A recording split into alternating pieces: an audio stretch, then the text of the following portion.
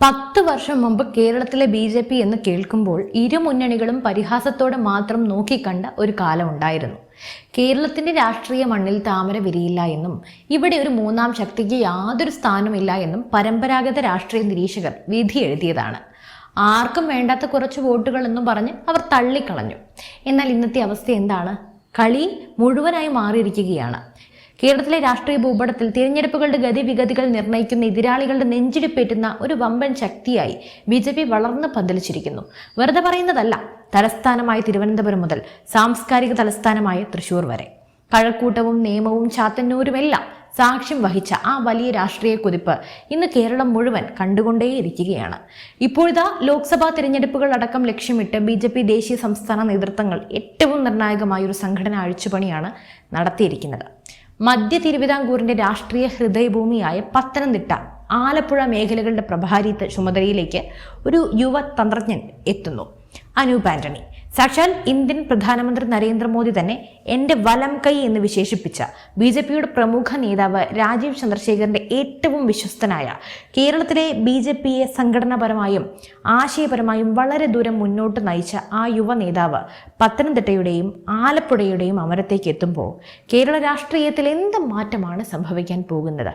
തിരുവല്ലയിൽ അദ്ദേഹം സൃഷ്ടിച്ച വിപ്ലവകരമായ തിരഞ്ഞെടുപ്പ് കണക്കുകൾ എന്താണ് വ്യക്തമാക്കുന്നത്? നമുക്കൊന്ന് വിശദമായി തന്നെ പരിശോധിക്കാം. കേരളത്തിന്റെ രാഷ്ട്രീയത്തിൽ BJP നേടിയെടുത്ത മുന്നേറ്റം യാദർശികമായി സംഭവിച്ച ഒന്നല്ല.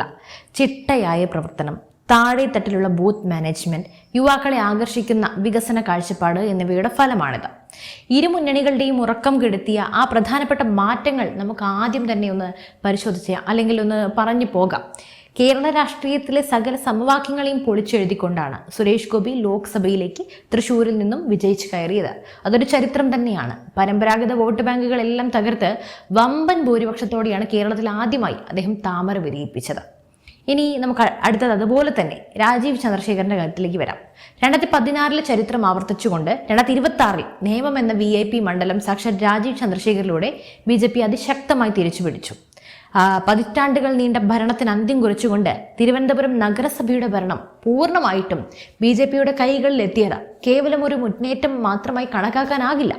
മറിച്ച് അടിത്തട്ടിലെ മാറ്റത്തിന്റെ ഏറ്റവും വലിയ സൂചനയാണത്. തിരുവനന്തപുരത്തെ IT ഹബ്ബായ കഴക്കൂട്ടത്ത് നിന്നും സാക്ഷാൽ V മുരളീധരൻ MLA ആയി നിയമസഭയിലേക്ക് എത്തിയതോടെ തലസ്ഥാന ജില്ലയിലെ സ്വാധീനം BJP അരക്കിട്ടുറപ്പിച്ചു. അതുപോലെ തന്നെയാണ് ഇടതിന്റെ ഉരുക്കുകോട്ടയായ കൊല്ലം ജില്ലയിൽ ചാത്തന്നൂർ മണ്ഡലത്തിൽ നിന്നും BB ഗോപകുമാർ വിജയിച്ച് അക്കൗണ്ട് തുറന്നത് നാട്ടിൻപുറങ്ങളിലെ രാഷ്ട്രീയ ചർച്ചകളെ വളരെ മാറ്റിമറിച്ചിട്ടുണ്ട്. തിരുവനന്തപുരത്തും തൃശ്ശൂരും കൊല്ലത്തും വർക്കൗട്ടായ ഇതേ വിജയ ഫോർമുല BJP പത്തനംതിട്ടയിൽ പരീക്ഷിക്കുമ്പോൾ അവിടെ നടക്കാൻ പോകുന്നത് മറ്റൊരു രാഷ്ട്രീയ വിപ്ലവം തന്നെയാണ്. അപ്പോൾ ഈ ഒരു തന്ത്രത്തിൽ അനൂപ് ആന്റണിക്ക് നിർണായക ചുമതലയാണ് നൽകിയിരിക്കുന്നത്. സംസ്ഥാന അധ്യക്ഷനായിരുന്ന കാലം തൊട്ടേ മുതിർന്ന നേതാവ് രാജീവ് ചന്ദ്രശേഖറിന്റെ വിശ്വസ്തനാണ് അനൂപ് ആന്റണി. പത്തനംതിട്ടയുടെ രാഷ്ട്രീയ മണ്ണിൽ അനൂപിനെ വളർത്തിയെടുത്തതും രാജീവ് ചന്ദ്രശേഖറിന്റെ വലിയൊരു സംഭാവന അവിടെയുണ്ട്. വെറുതെ പുറമേ നിന്ന് ബഹളമുണ്ടാക്കുന്ന ഒരു നേതാവല്ല അനൂപ്. മറിച്ച് കൃത്യമായ ഡാറ്റ അനലിറ്റിക്സും താഴെത്തട്ടിലെ ജനങ്ങളുമായിട്ടുള്ള ബന്ധവും കോർത്തിണക്കി കേരള BJP വളരെ ദൂരം മുന്നോട്ട് നയിക്കുന്നതിൽ നിർണായക പങ്ക് വഹിച്ച ഒരു സൈലന്റ് കില്ലറാണ് അദ്ദേഹം.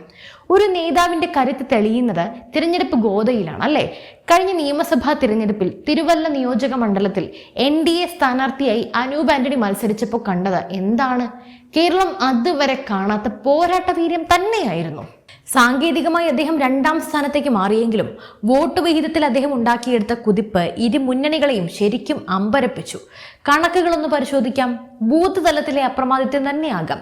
കുറ്റൂർ, കവിയൂർ ഗ്രാമപഞ്ചായത്തുകൾ പരമ്പരാഗതമായി ഇരു മുന്നണികളും മാറി മാറി ഭരിച്ചിരുന്ന ഈ പഞ്ചായത്തുകളിലെ ഭൂരിഭാഗം ബൂത്തുകളിലും അനൂപ് ആന്റണിയാണ് 1ാം സ്ഥാനത്തെത്തിയത്. ഓർക്കണം, 1ാം സ്ഥാനം.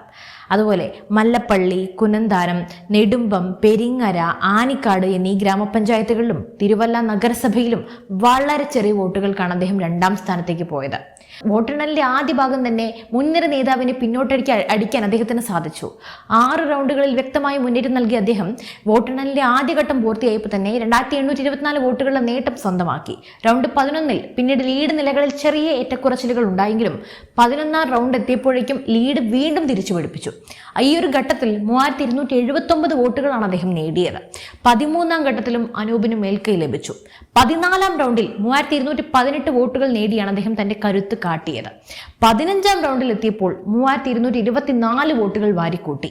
17ാം റൗണ്ടിലേക്ക് കടന്നപ്പോൾ 41,971 വോട്ട് ഉറപ്പിച്ചു.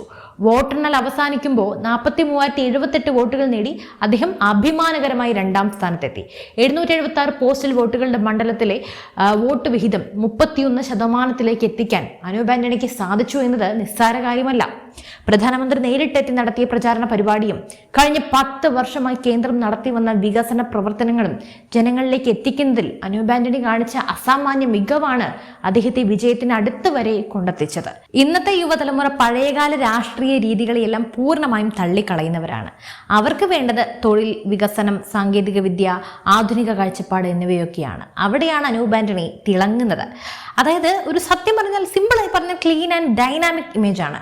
അഴിമതി ആരോപണങ്ങളോ വിവാദങ്ങളോ ഒന്നുമില്ലാത്ത തികച്ചും പ്രൊഫഷണൽ ആയിട്ടുള്ള സമീപനമാണ് അനൂപിനെ വേറിട്ട് നിർത്തുന്നത്. യുവാക്കളെ സ്വാധീനിക്കുന്നതിൽ അദ്ദേഹം വലിയ വിജയമാണ് എന്ന് തന്നെ പറയാം. അതുപോലെ തന്നെയാണ് മറ്റൊരു കാര്യം, അതായത് കേരളത്തിലെ ക്യാമ്പസുകളിലും പ്രൊഫഷണൽ മേഖലകളിലും BJPയുടെ ആശയങ്ങൾക്ക് സ്വീകാര്യത നേടിക്കൊടുക്കുന്നതിൽ അദ്ദേഹം മുൻനിരയിൽ തന്നെയുള്ളൊരു വ്യക്തിയാണ്. മറ്റൊരു കാര്യം, ഹൈന്ദവ വോട്ടുകളുടെ ഏകീകരണത്തോടൊപ്പം ക്രിസ്ത്യൻ ന്യൂനപക്ഷ സമുദായങ്ങൾക്കിടയിൽ പാർട്ടിക്കുണ്ടായിട്ടുള്ള വലിയ സ്വീകാര്യത ഏറ്റവും വലിയ ഇമ്പാക്റ്റ് ഉണ്ടാക്കുന്ന ഒന്നാണ്. അപ്പോൾ ഈ ഒരു മാറ്റത്തിന് അനൂപ് ആന്റണി വഹിച്ച പങ്ക് വളരെ വലുതാണ്. ലോക്സഭാ തെരഞ്ഞെടുപ്പിൽ കേരളത്തിൽ നിന്നും പരമാവധി സീറ്റുകൾ നേടുക എന്ന ലക്ഷ്യത്തോടെ BJP നടപ്പാക്കുന്ന തന്ത്രങ്ങളിൽ ഏറ്റവും പ്രധാനപ്പെട്ടതാണ് അനൂപ് ആന്റണിയെ പത്തനംതിട്ട, ആലപ്പുഴ മേഖലകളുടെ പ്രഭാരിയായി നിയമിച്ചത്. തിരുവല്ലയിൽ തെളിയിച്ച 31% വോട്ട് വിഹിതം പത്തനംതിട്ടയിലെയും ആലപ്പുഴയിലെയും മറ്റ് മണ്ഡലങ്ങളിലേക്കും വ്യാപിപ്പിക്കുക എന്നതാണ് അദ്ദേഹത്തിന്റെ മുന്നിലുള്ള ലക്ഷ്യം. തിരഞ്ഞെടുപ്പിൽ വോട്ടുകൾ പെട്ടിയിലാക്കാൻ ആവശ്യമായ ഡാറ്റാ ബേസ്ഡ് പ്രവർത്തനങ്ങൾക്കും മൈക്രോ ബൂത്ത് മാനേജ്മെന്റിനും നേതൃത്വം നൽകുക എന്നതാണ് അദ്ദേഹത്തിന്റെ ശൈലി. 10 വർഷം മുമ്പ് വെറും വിരലിൽ എണ്ണാവുന്ന വോട്ടുകളിൽ നിന്നിരുന്ന ഒരു പാർട്ടി ഇന്ന് എല്ലാ സ്ഥലത്തും, അതായത് നേമത്തായാലും തൃശ്ശൂരായാലും ചതന്നൂരായാലും തങ്ങളുടെ കരുത്ത് തെളിയിച്ചുകൊണ്ട് വൻമരങ്ങളെ വീഴ്ത്തുകയാണ്. ആ പുതിയ പാതയിലൂടെ പത്തനംതിട്ടയും ആലപ്പുഴയും ഒരു ചരിത്ര മാറ്റത്തിലേക്ക് നടന്നു കയറുക തന്നെയാണ്. ആ പോരാട്ടത്തിന് ചുക്കാൻ പിടിക്കാൻ പ്രധാനമന്ത്രിയുടെ വിശ്വസ്തനായ അനൂപ് ആന്റണി എത്തുമ്പോൾ കേരളത്തിലെ രാഷ്ട്രീയ ചർച്ചകൾ ഇനി കൂടുതൽ ചൂട് പിടിക്കുമെന്ന കാര്യത്തിൽ സംശയം വേണ്ട. കേരളത്തിലെ ഈ മാറുന്ന രാഷ്ട്രീയ സമവാക്യങ്ങളെ നിങ്ങൾ എങ്ങനെയാണ് നോക്കിക്കാണുന്നത്? അനൂപ് ആന്റണിയുടെ നേതൃത്വത്തിൽ പത്തനംതിട്ടയിലും ഈ മാറ്റത്തിന്റെ കാറ്റ് ആഞ്ഞടിക്കുമെന്ന് നിങ്ങൾക്കും തോന്നുന്നുണ്ടോ? നിങ്ങളുടെ വിലയേറിയ അഭിപ്രായങ്ങൾ തീർച്ചയായും താഴെ കമന്റ് ചെയ്യുക. വീഡിയോ ഇഷ്ടപ്പെട്ടെങ്കിൽ ലൈക്ക് ചെയ്യുക, ഷെയർ ചെയ്യുക. മറ്റു വിഷയമായി വീണ്ടും എത്തും വരെ നന്ദി.